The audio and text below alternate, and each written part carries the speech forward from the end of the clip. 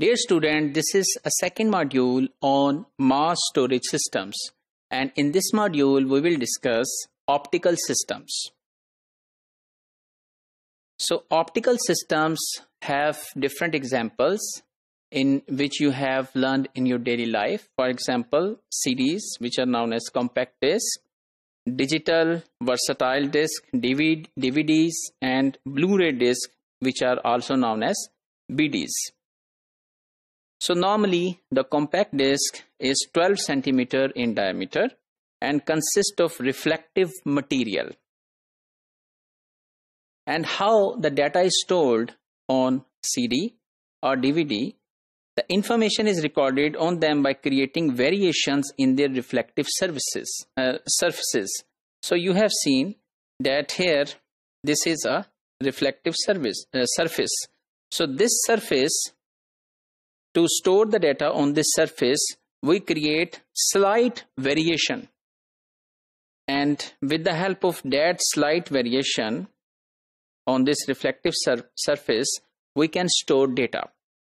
And then data is stored on a single track spiral from inside outside. So this is a different with respect to magnetic system, which you have learned in the previous module. So you can see that in CD, we are starting a spiral from here and going outward. It is going outward. But it all is called one track. So there are no multiple tracks available in CDs. So it has single track, which is spiral from inside to outside. And each track is divided into sectors, and capacity of a sector is 2 kilobyte of data, which is on which you can store 1/75 of the second audio music. So this means if you want to store 1 second of audio music, you would need about 150 kilobyte of data to store on CD. So here we come again, that data is recorded on a single track consisting of individual sectors that spirals towards the outer edge. And then how to retrieve data from there. So retrieval using a laser, and that laser can detect irregularities on the reflective surface. So we had created a reflective surface and variations in that reflective surface to store data. And with the laser, that laser can detect those irregularities to understand where is the data. And initially this technology applied on audio recording using format CDDA, which is called compact disc digital audio. And format is being used even today to store data on the CD. And it has single track. And there is no random retrieval.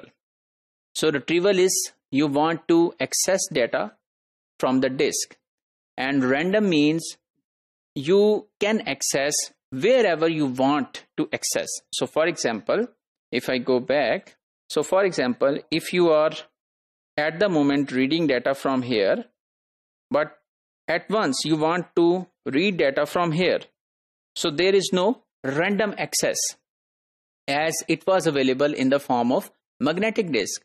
But here the whole CD will spin.